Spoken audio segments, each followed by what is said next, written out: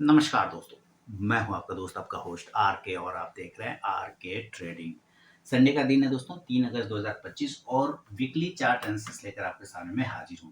यानी कि एक ऐसा स्टॉक्स जिस पर वीकली चार्ट पर और वीकली पोजीशन पर काफ़ी अच्छा पैटर्न बना हुआ है, काफ़ी अच्छा उसके सेंटिमेंट बन रहे हैं, एक ब्रेकआउट करने के लिए, ठीक है?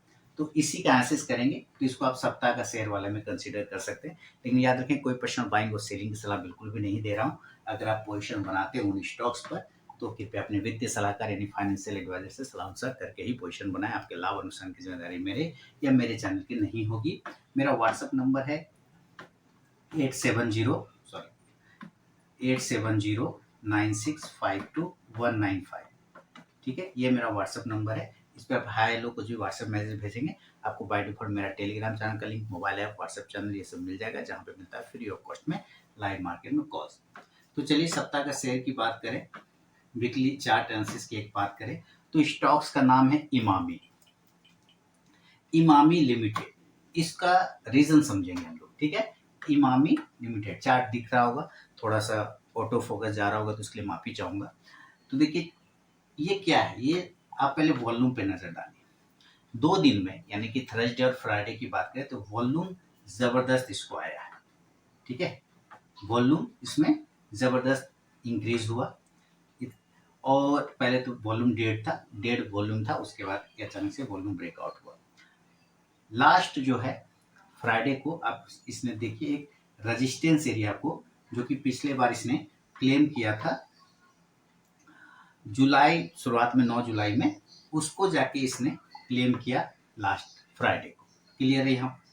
उसके पहले ये एरिया एक रेजिस्टेंस जोन में था। यही एरिया जिसका भाव भी लगभग जो रेजिस्टेंस एरिया यानी कि इसको आप रेजिस्टेंस बोल सकते हैं, और इसका भाव आता है ये, ठीक है? ये है इसका रेजिस्टेंस एरिया। अब आप ध्यान से देखिए कि इस रेजिस्टेंस एरिया पे ये बार-बार ना क्लेम कर रहा है। अब आप इसको ऊपर छोड़ दीजिए। अब आप इसको नीचे आइए। नीचे पे इसने एक सपोर्ट बनाया, देखिए, है ना? ये क्या बना रही है? ये एरिया क्या है? ये एरिया है सपोर्ट। तो ऊपर तो रेजिस्टेंस दिख गया और नीचे हमें सपोर्ट दिख गया। सपोर्ट का भाव पकड़ेंगे तो कितना आता है सपोर्ट का भाव? 550। सपोर्ट कितना आ गया?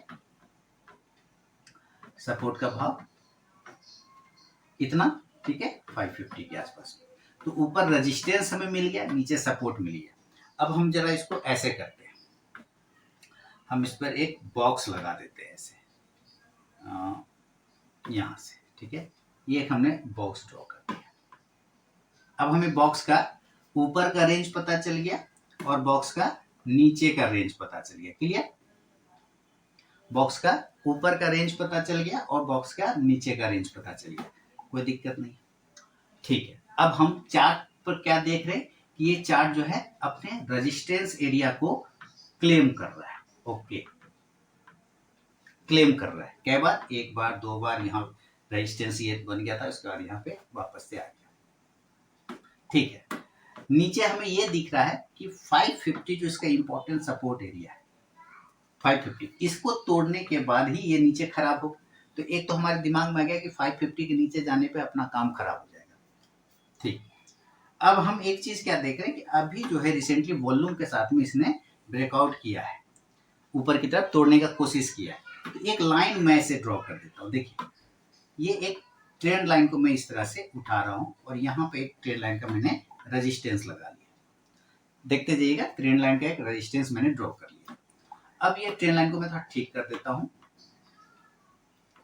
ये यहाँ से, ठीक है? अब आप देख रहे हैं कि ये जो ट्रेंड लाइन का रेजिस्टेंस है, 1, 2 और ये था तीसरा, लेकिन वो रेजिस्टेंस एरिया ब्रेकआउट हो गया, ये ट्रेंड लाइन टूट गया।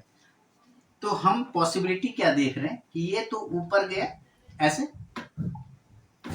ऊपर गया इस तरह से, तो हम बॉल को ऊपर फेंक दिए, ठीक है? आपने बॉल को ऊपर उछाला तो बॉल वापस आएगा, आंसर आएगा यस। तो आंसर आएगा जब यस, तो इसको आप कैच करेंगे, ऐसे कैच करेंगे ना, तो वो कैच का एरिया कोई बनेगा। तो देखिए, ये बॉल ऐसे ऊपर गया, हो सकता है ये ऊपर ऊपर चला जाए, ऋतिक रोशन वाला जादू वाला पावर आ जाए, कोई मिल गया टाइप का, और बॉल ऊपर ऊपर चला गया, ठीक है? लेकिन अगर ये बॉल गिरा, सपोज अगर ये बॉल यहाँ से गिरा तो ये इसको नीचे कैच करने के लिए एक जगह चाहिए, वो कैच करने का जगह क्या होगा, ये वाला ट्रेंड लाइन, ठीक है, ये एरिया, यानी कि ये अब इसका सपोर्ट पहले यहाँ था, अब इसका सपोर्ट उठ के यहाँ आ जाएगा। समझ में आ रही बात?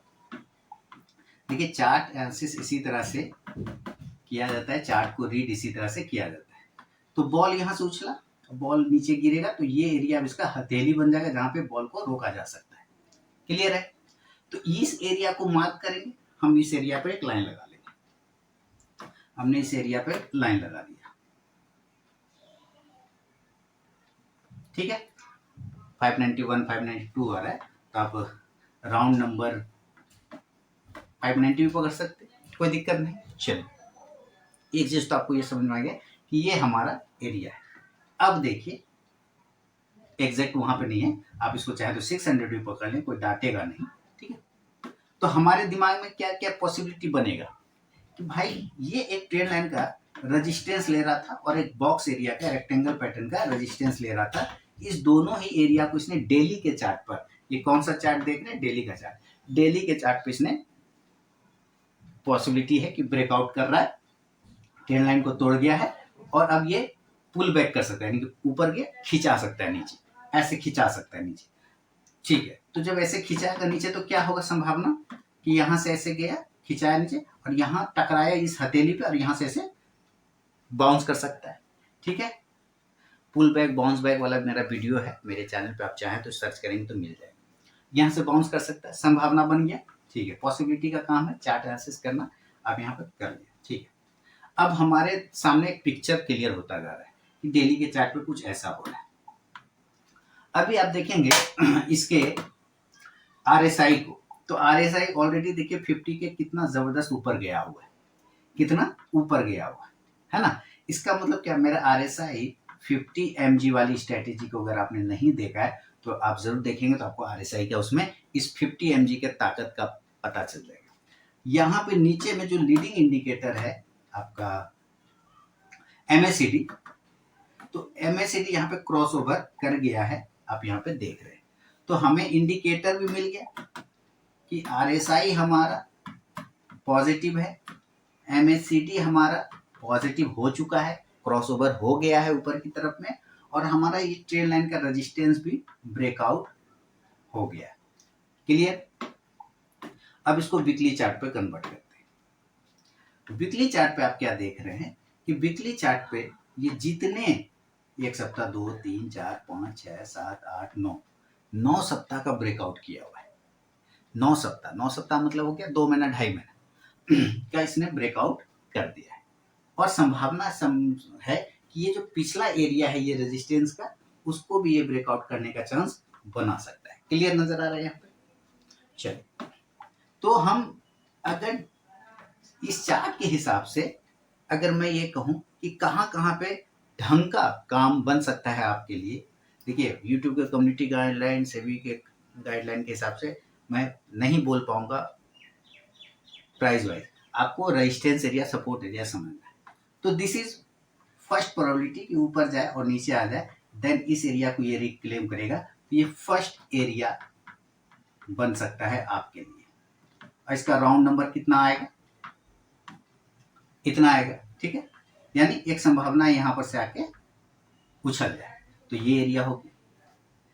इस कंडीशन में नीचे का जो एसएल की बात करूंगा, वो एसएल कितना हो सकता है, तो ये जो ट्रेन लाइन के नीचे क्लोजिंग करना स्टार्ट कर जाएगा वो, तो इसका कितना आता है 580।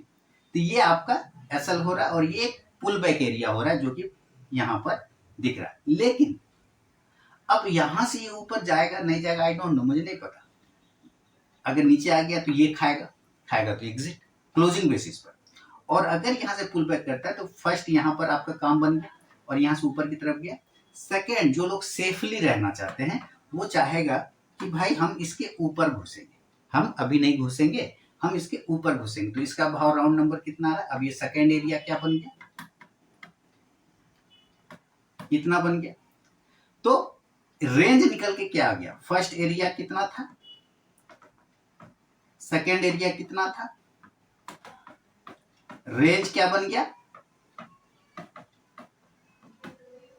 कि इतना से इतना के बीच में अपना काम होना है। हम घुस गए इतना से इतना के बीच में यहाँ, और ये ऊपर तोड़ के निकला, और एसएल तो आपका है ही यहाँ पर, ये वाला है ना, एसएल तो है ही। बात समझ में आ रही है ना?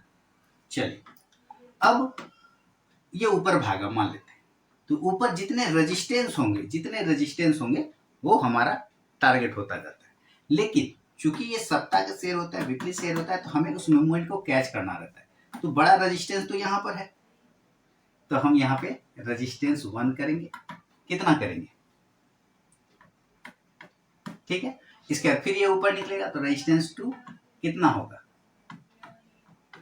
तो जो रेजिस्टेंस होता है वो टारगेट, जो टारगेट होता है वो रेजिस्टेंस। तो आपको पुल बैक का थ्योरी समझ में आ गया कि कहाँ पर आपकी पहला आपको कहाँ पे जाना है, सेकंड आपको कहाँ जाना है, और देन आपका एसएल क्या होगा, और देन आपका ऊपर टारगेट क्या होगा। लेकिन रीजन क्या है सिलेक्शन का, ये आपको मैंने यहाँ पे समझा दिया। क्लियर है ना? पसंद आया हो तो जरूर मुझे कमेंट करें, फीडबैक करें। मैं मिलूंगा नेक्स्ट वीडियो में, तब तक के लिए बहुत बहुत धन्यवाद।